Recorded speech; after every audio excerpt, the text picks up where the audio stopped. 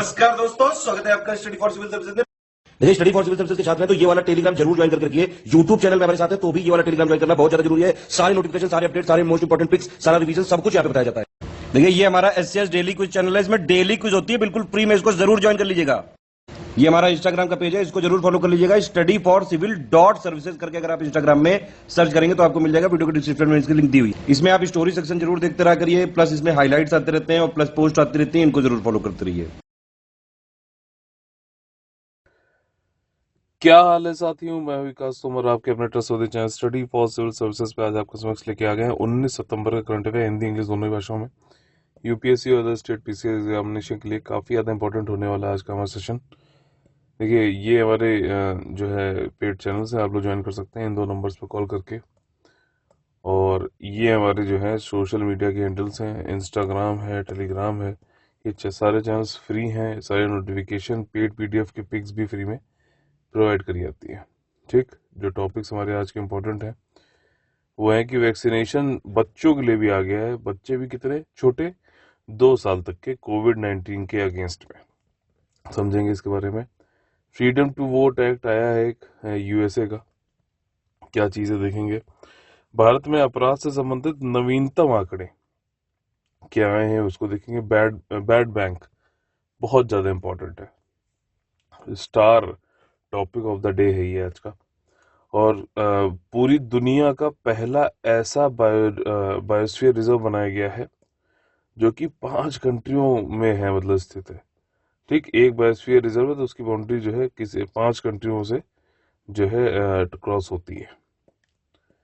देखिए, पहला हमारा टॉपिक ये है सिंपल सा कि कोविड-19 के खिलाफ 2 साल के उम्र के बच्चों का भी टीकाकरण हो सकेगा। और ऐसा करने वाला पूरी दुनिया का पहला देश है क्यूबा। ठीक है, क्यूबा है जिसने कहा है कि 2 साल से 18 साल तक की भी उनकी एक वैक्सीन है वो लगाई जा सकेगी। क्यूबा का हम लोग कई बार जो है मैपिंग कर चुके हैं, प्लीज़ एक बार फिर से देखिएगा। और क्यूबा, हालांकि WHO ने, वर्ल्ड हेल्थ ऑर्गेनाइजेशन ने रिकॉग्नाइज मान्यता नहीं दी है इस वाली वैक्सीन को, जो क्यूबा बोल रहा है कि 2 से 8 साल तक के बच्चे, मतलब बच्चे और एडल्सेंट दोनों को लगाई जाएगी कोविड-19 के अगेंस्ट में। ठीक, क्यूबा की मेडिसिन रेगुलेटरी एजेंसी जो है उसने अनाउंस किया है कि सोबेराना 2 जो है ये लगाई जाएगी। ठीक, और क्यों क्यूबा जो है इतनी ज़्यादा जल्दीबाजी में वैक्सीनेट करने के चक्कर में बच्चों को, तो देखिए क्यूबा थोड़ा सा जैसे है कि साम्यवादी उस पर चलता है, थोड़ा क्या पूरा साम्यवादी ही है, कम्युनिस्ट उस पर रिजीम पे है।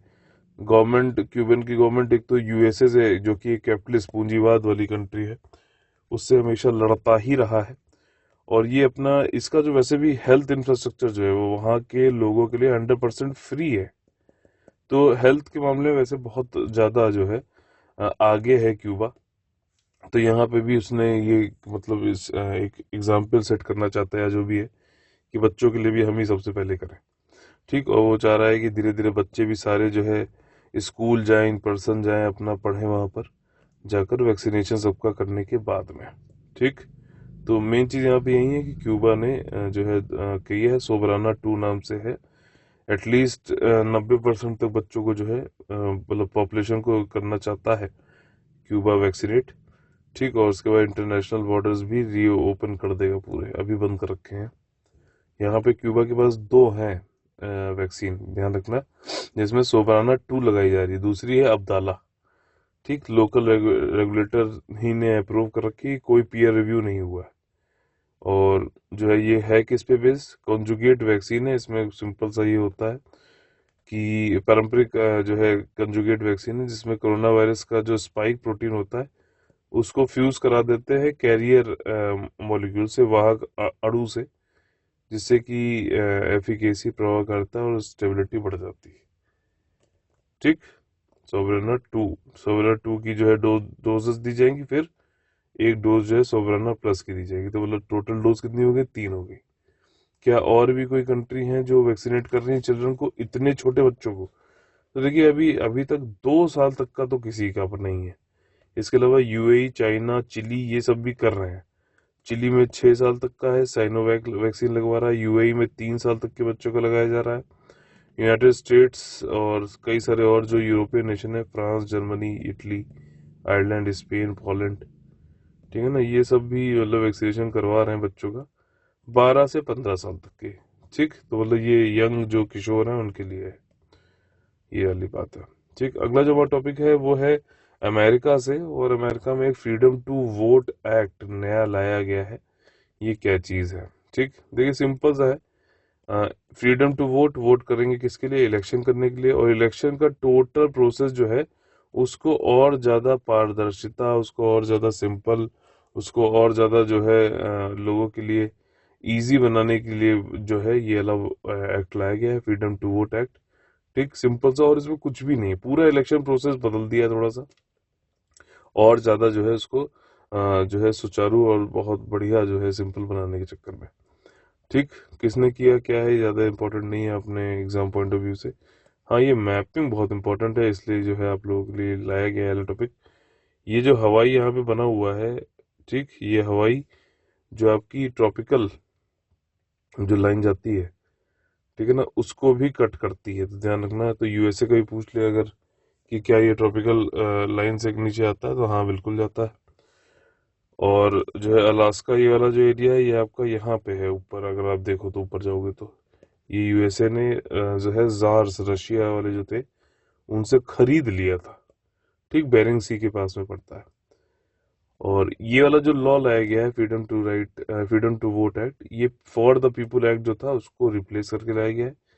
इसमें बात करी गई है कि क्या जो है मतदाता के अधिकार है, वोटर्स किसको एक्सेस है, कौन कौन जा सकता है वोटिंग करने, वोटिंग रजिस्ट्रेशन पंजीकरण कैसे होगा, क्या जो है रोका कहाँ पे जा सकता है, फंड्स जो इलेक्शन कैंपेनिंग के क्या होंगे। तो पूरा एक तरीके से जैसे अपने इंडिया में ये समझ लो कि रिप्रेजेंटेशन ऑफ पीपुल्स एक्ट है ना 1950 1951, वैसे ही है ये। ठीक, इसमें सिंपल से बताया गया है कि बैलेट बॉक्स कैसे कैसे मतलब जो है people new voting right they दिए गए हैं, और इसमें जो है वोटर एक्सेस कई सारे डिवाइड किया गया है इनको, कई सारे मतलब अलग अलग जगहों में वोटर एक्सेस हो गया, इलेक्शन इंटीग्रिटी हो गया, सिविक पार्टिसिपेशन हो गया, एम्पावरमेंट हो गया।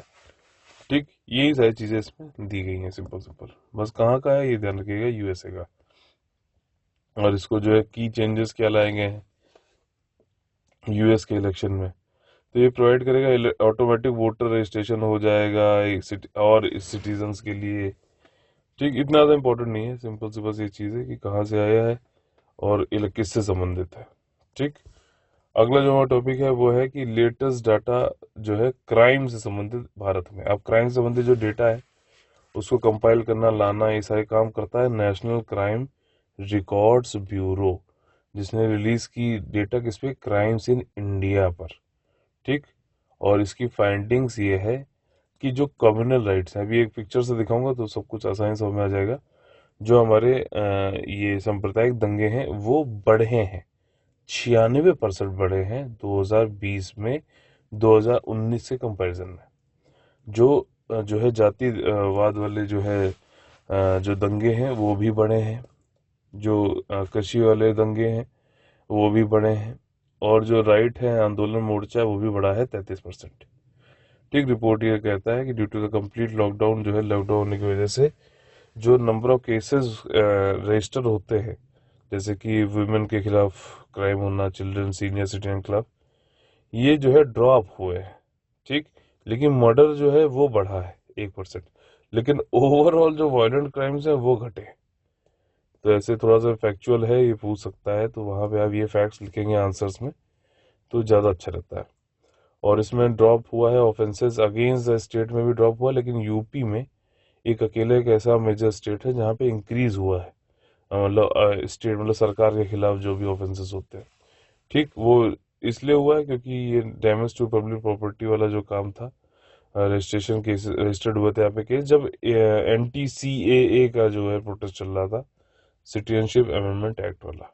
ठीक, ये वाली पिक्चर है, इसमें आप आसानी दे सकते हैं, कम्युनल राइट, कास्ट राइट, रॉइट्स, और आपका जो है एग्रेरियन हो गया, आंदोलन मोर्चा, प्रोमोटिंग कम्युनिटी, इन सब में बढ़ा है।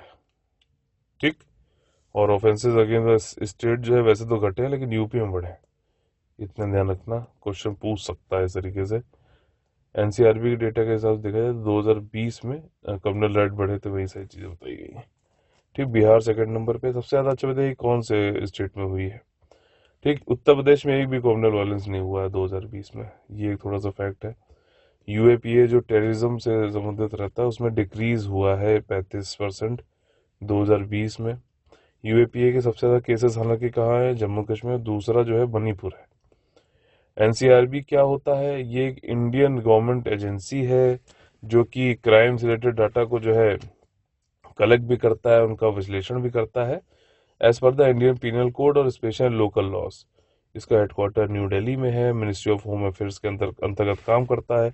1986 में सेटअप किया गया था कि भैया सारी इंफॉर्मेशन क्राइम और क्रिमिनल संबंधित जो है उसको जो है इकट्ठा करो और फिर उसके बाद हेल्प भी करो इन्वेस्टिगेशन में कि क्राइम किसने क्या किया, ये सारी चीज़ें भी है, और जो है एनालिसिस भी करो। ठीक है, और ऑब्जेक्टिव वही है कि भैया क्रिएट करें, मेंटेन करके रखें secure shareable national database on crime, criminal law enforcement agency के लिए हेल्प करे, पब्लिक सर्विस डिलीवरी की हेल्प करे, और क्राइम स्टेटिस्टिक्स को जो है अब नेशनल लेवल पे, राष्ट्रीय लेवल पे जो है बना के रखो, पूरी जो है सांख्यिकी जो है, और इंटरनेशनल लेवल पे या फिर जो भी क्राइम क्रिमिनल होते हैं ना, तो उनका क्लियरिंग हाउस भी एनसीआरबी ही है।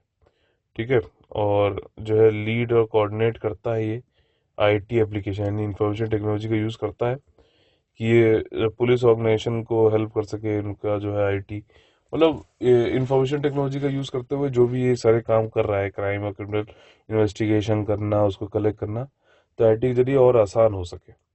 ठीक, साथ ही साथ जो है स्टेट जो सरकारें हैं स्टेट की, उनको भी मदद करता है क्राइम संबंधित, जैसे कि इवेल्युएट करेगा, आपका मूल्यांकन करेगा, आधुनिकीकरण करेगा, संवर्धन करेगा। ऑटोमेशन किसका, स्टेट क्राइम रिकॉर्ड्स ब्यूरो का और स्टेट फिंगरप्रिंट ब्यूरो का। ठीक है, और ट्रेनिंग, कैपेसिटी बिल्डिंग, ये सब भी कराता है लोगों की इंफॉर्मेशन टेक्नोलॉजी में, पुलिस फोर्सेस की, ताकि फिंगरप्रिंट और साइंस और इंफॉर्मेशन टेक्नोलॉजी में भी ये लोग निपुण होते हुए, स्किल्ड होते हुए जो है क्राइम का जो भी स्टैटिस्टिक्स है उसको और बेहतर बना सके। अगला जो हमारा टॉपिक है बैड बैंक, बहुत ज़्यादा इम्पोर्टेंट है। अभी हमारे जो फाइनेंस मिनिस्टर हैं, वित्त मंत्री हैं निर्मला सीतारमन जी, उन्होंने अनाउंस कर दिया है बैड बैंक भारत का पहला बैड बैंक है। बैड का मतलब ये है कि जो भी, अच्छा पहले चलो इसका ये बता देता हूँ की पॉइंट। NARCL और IDRCL स्ट्रक्चर, ये न्यू बैड बैंक बन गया है, जिसमें कि गवर्नमेंट क्या करेगी कि गारंटी भी देगी 30,600 करोड़ रुपए तक की। ठीक, अब समझो मैं जो बताने वाला हूँ। बैंक से क्या होता है कि बैंक में हम लोग डिपॉजिट करते हैं पैसा, ये बैंकों के लिए लाइबिलिटी है, दायित्व, मतलब वो है दायित्व है कि इसको वापस करना है हमें। ठीक, वो भी ब्याज के साथ में। अब मान लीजिए 100 रुपये जमा किए और बैंक जो है 2.5% का ब्याज दे रहा है, तो 102.50 पैसे जो है 1 साल के बाद दे देगा जो है बैंक आपको। ठीक, अगर आपने जो है तुरंत 1 साल के बाद निकाला तो इतना ब्याज देगा, या जितना भी बीच में बनता है, एनुअली बनता है, हाफ ईयरली बनता है, उस हिसाब से। लेकिन ये ब्याज अगर दे रहा है बैंक, तो उसको कुछ कमाना भी होगा, तो वो कमाता कैसे है, लोन देकर। हमारे जैसे लोग ही जो है लोन भी लेते हैं उससे, और लोन लेकर जो है ब्याज, अब उस पर आपने देखा होगा कि ब्याज होम लोन जैसे आजकल चल रहा है, तो SBI कितना ले रहा है, 6.9 6.7 ऐसे करके ले रहा है ना। तो ये अगर मान लो 6.9 हो गया और ये 2.5 हो गया, बीच का जो बचा उसमें बैंक एम्प्लॉयज की सैलरी, ये सारी चीजें हो गई, और फिर बैंक की और विकास करने के लिए बाकी उसका जो है अपनी कमाई हो गई। तो इस तरीके से चलता है। लेकिन कई बार क्या होता है कि लोन जो है वो वापस नहीं आते बैंकों के पास में, और 90 दिन या उससे बाद आगे तक नहीं आते, तो उसको फिर जब मतलब 1 महीने नहीं आया, मान लीजिए EMI देनी थी किसी को नहीं दिया, तो वो फिर धीरे धीरे स्ट्रेस्ड एसेट में आ जाता है।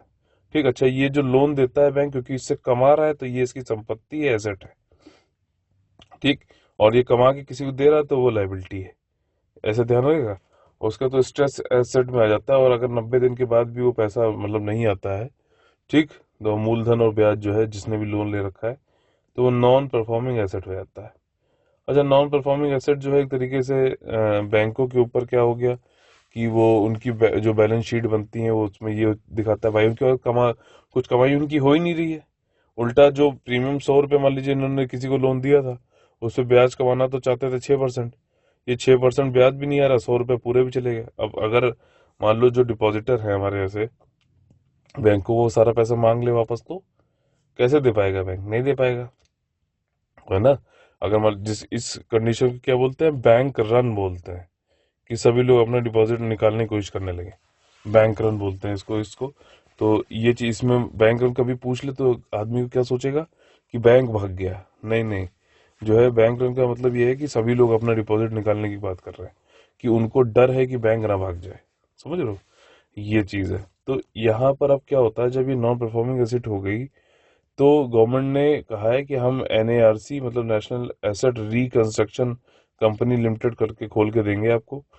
ठीक, ये जो है बैंकों से खरीदेगा वो लोन जो इसने दिए थे और वापस नहीं आ रहे हैं। ठीक, खरीदेगा कुछ कम पैसे पे, एक बात ध्यान रखना। जैसे 100 रुपए का इसने लोन दिया था, 100 रुपए का लोन कोई NPA हो गया तो वो खरीदेगा मान लीजिए 95 रुपए पे। ये जो अब वो कोशिश वहां पे यही करेगा जिससे भी लोन वापसी लेनी है कि उसको 100 रुपये मिल जाए, तो 5 रुपए तो इसको सीधे सीधे फायदा मिल गया। समझो, अगर कुछ फायदा नहीं होगा, म्यूचुअल बेनिफिट नहीं होगा, तो लोग क्यों करेंगे? ये बात ध्यान रखना हमेशा। ठीक, when you are good at something never do it for free. तो ये चीज है। तो वो ये कुछ एग्रीड अमाउंट जो बैंक से होगा वो तुरंत इसको दे देगा। ठीक, कुछ उसका जो है प्रतिशत पहले दे देगा और कुछ जो है गवर्नमेंट सिक्योरिटीज में देगा।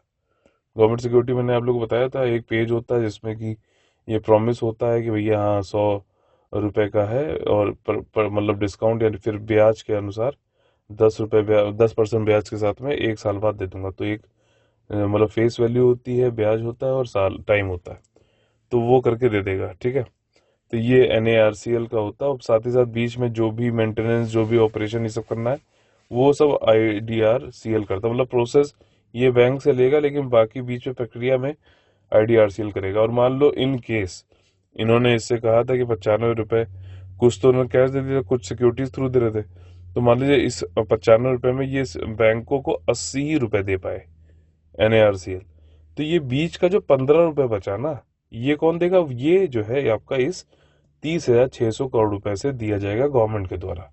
ये गारंटी है। समझ आ गई बात पूरी? तो ये सारी चीज है जो कि बैड बैंक से संबंधित, तो मैंने कहा आपको एक साथ जो है आपका कॉन्सेप्ट क्लियर कर दूं। ठीक, तो गारंटी यहाँ पे इतना दे दिया। बैड बैंक होता क्या है? बैंक जो है डिपॉजिट देता है, लाइबिलिटी होती है, वही सारी चीजें बताई गई है। एसेट जो लोन देता है वो एसेट होता है और ज्यादा पैसे कमा सकता है बारोवर जो है, ये सब तभी तो ब्याज व्याज दे पाएगा हमारे ऐसे डिपॉजिटर्स को।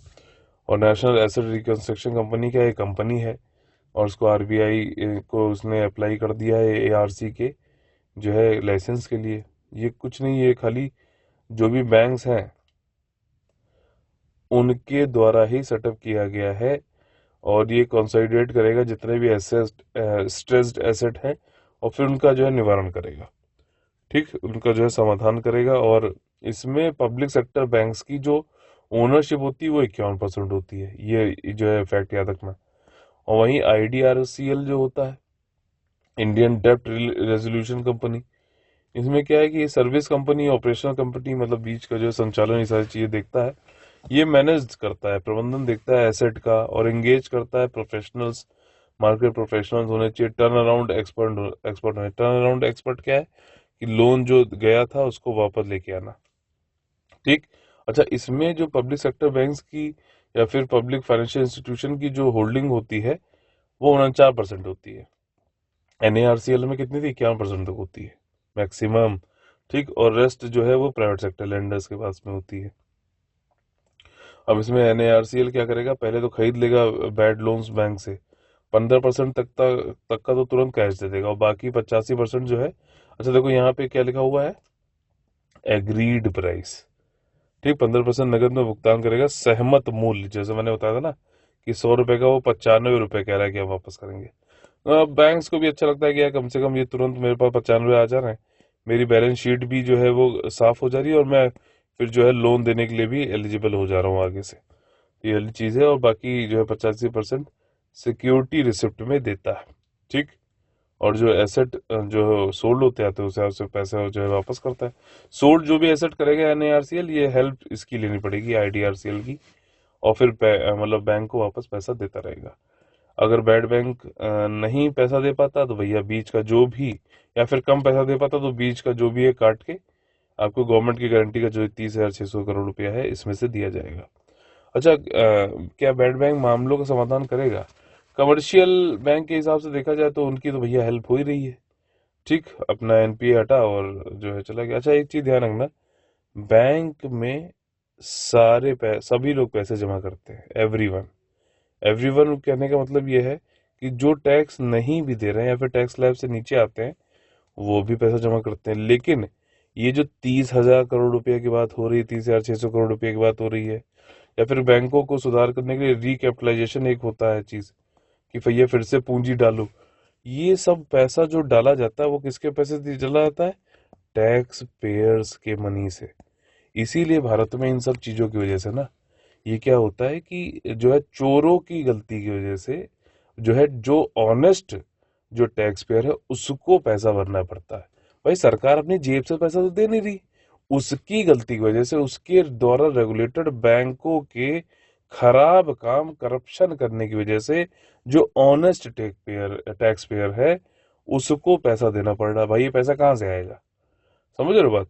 तो ये चीजें हैं और जो है इसको बोलते हैं मोरल हजार्ड बोलते हैं।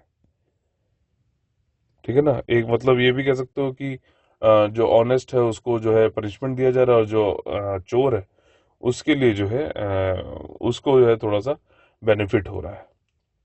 समझ में आ गई बात? तो जीएस पेपर 4 में भी इस तरीके के आप डाल सकते हो एग्जाम्पल देने पे ज्यादा नंबर मिलते हैं एथिक्स में। ठीक, तो यहाँ पे ये उसके सारे एसेट जो है, टॉक्सिक एसेट जो है जहां से नहीं कमा के पा रहा है बैंक, वो उसके हट जाएंगे तो फिर वो अपना लोन वोन दे सकता है, उसकी पोजीशन अच्छी हो जाएगी। लेकिन बात वही है, टैक्स पेयर का पैसा जो है लगाया जा रहा है सब यहाँ पर। अगर और रिफॉर्म, और उसको रिफॉर्म कह दिया जाता है। सबसे बड़ी बात है गवर्नमेंट बेवकूफ बनाती है कि देखो हमने रिफॉर्म किया। भाई टैक्स पेयर का पैसा तुमने ले लिया, और इसीलिए भारत में टैक्स पेयर लोग कतराते हैं टैक्स को किसी न किसी तरीके से ना देना पड़े, बस इसलिए क्योंकि उनको कोई जो है सहूलियत ही नहीं है। हर जगह जब गाड़ी खरीदो, कार खरीदो, तब भी कार रोड टैक्स, जब जो है आप कहीं पे जाओ तो टोल टैक्स। मतलब कितना टैक्स है कि भारत में कि समझ ही नहीं आ रही। और टैक्स देने के बावजूद भी कोई ज्यादा इतनी फैसिलिटीज जिस हिसाब से बाकी कंट्रीज में मिलती है उस हिसाब से नहीं मिलती। ठीक, तो बात ये नहीं कि टैक्स पेयर जो है वो टैक्स ना दे, बात यह है कि सब पे लगाओ और जो है समानता के साथ लगाओ। ठीक, एक चाहिए अब आप लोग को इनडायरेक्ट टैक्सेशन तो हो गया, जीएसटी वाला रिफॉर्म। आपको चाहिए कि अब डायरेक्ट टैक्स का रिफॉर्म भी आए। ठीक है, ये आएगा अभी, देखना अभी 3-4 साल में ही इसी गवर्नमेंट में आना चाहिए। ठीक, तो लैंडिंग ऑपरेशन जो है, अगर आप पूरा जो बैंक है वो अच्छे से लोग, ऐसे लोगों को लैंड करें जो है जो कि वापस करें, ठीक, विदाउट करप्शन और ये सारी चीजें, तो वो ज्यादा इंपॉर्टेंट है ना कि ये रिकैपिटलाइजेशन बैड बैंक। ये तो एक बैंडेड की तरह के उसे बरहम लगा दिया एक तरह खाली। जो रूट कॉज है वो ये है कि उसकी लैंडिंग ऑपरेशन सही से होनी चाहिए। ठीक, एक तो लोन माफी और ये सारी भी चीजें जो है ये बैंकों की स्थिति खराब ही करती है। ठीक, उस समय तो वोट बैंक पॉलिटिक्स के चक्कर में वोट खरीद लिया जाता है लोन माफी करके, लेकिन जो है फिर बाद में कौन किसको तकलीफ होती है? जो ऑनेस्ट टैक्स पेयर है। ठीक, और इसी साथ में अगला जो हमारा टॉपिक है वो है दुनिया का पहला 5 देशीय बायोस्फीयर रिजर्व। बायोस्फीयर रिजर्व कौन जो है वो घोषित करता है? यूनेस्को करता है, और अभी इसने डेजिग्नेट किया है मूरा द्रव दनूबे। ये दुनिया का जो है पहला 5 कंट्री बायोस्फीयर रिजर्व है, और ये अभी बताया है किसने? World wild life fund for nature ने। ठीक, बायोस्फीयर रिजर्व जो है ये वाला 700 किलोमीटर में है, मूरा द्रव दनूबे, और ये दनूबे रिवर। और ये कहाँ, कौन कौन सी कंट्री से है? ऑस्ट्रिया, स्लोवेनिया, यूरोप में है। Austria, Slovenia, Croatia, Hungary, Serbia. एक बार इसका मैपिंग जरूर करिए। और जो टोटल एरिया है कई मिलियन हेक्टेयर में, ये यूरोप का अमेजोन भी बोला जाता है। अमेजोन बताइए किस कंट्री में है, किस किस कंट्री से टच करता है, सब बताइए। और इसमें लार्जेस्ट रिवराइन प्रोटेक्टेड एरिया है, मतलब जो नदी वाला संरक्षित क्षेत्र है, एरिया है ये यूरोप कॉन्टिनेंट का। और इसमें कई सारे जो है आपका बाढ़ के मैदान है, फ्लड प्लेन्स हैं, फॉरेस्ट है, बजरी है, सैंड बैंक्स हैं, रिवर आइलैंड्स हैं। ठीक है ना, ऑक्सबो है, मेडोज है। ऑक्सबो क्या होती है? जब ऐसे मेंडरिंग करते हुए चलती है नदी तो धीरे धीरे क्या होता है कि ये इसको ऐसे काटती रहती है, ये सीधे जाती रहती है, इसलिए जुड़ जाती है। तो ये जो छूट गई, ये जो है ऑक्सबो लेक बोली जाती है। और यूरोप में हाईएस्ट डेंसिटी यहाँ पर है वाइट टेल्ड ईगल की, और एंडेंजर्ड जो है कुछ species little turn, black stork, beavers aquatic ecosystem जो होता है, जलीय पारिस्थितिकी तंत्र होता है, उसका एक बहुत ही ज़्यादा की स्टोन स्पेशीज होता है। ये वहाँ पे ब्रिज विज बना के पानी को रोकता है, ये सारी चीज़ें लेक वेक में। देखना, इसकी पिक्चर देखना, मज़ा आ जाएगा।